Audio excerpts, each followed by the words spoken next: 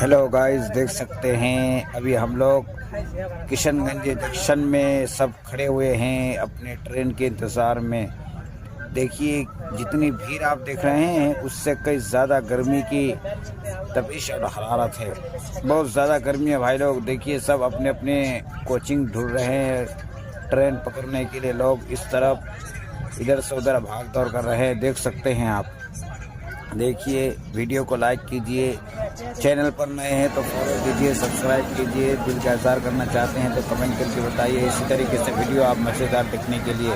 देखिए कितनी भीड़ है, देख सकते हैं। जितनी आप भीड़ देख रहे हैं उससे कई ज़्यादा गर्मी की तपिश है भाई। बहुत गर्मी है, बहुत ज़्यादा गर्मी है। हम लोग ट्रेन के इंतज़ार में यहाँ सब खड़े हुए हैं।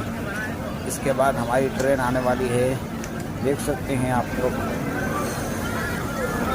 वीडियो को लाइक कीजिए दोस्तों, दिल का इज़हार करना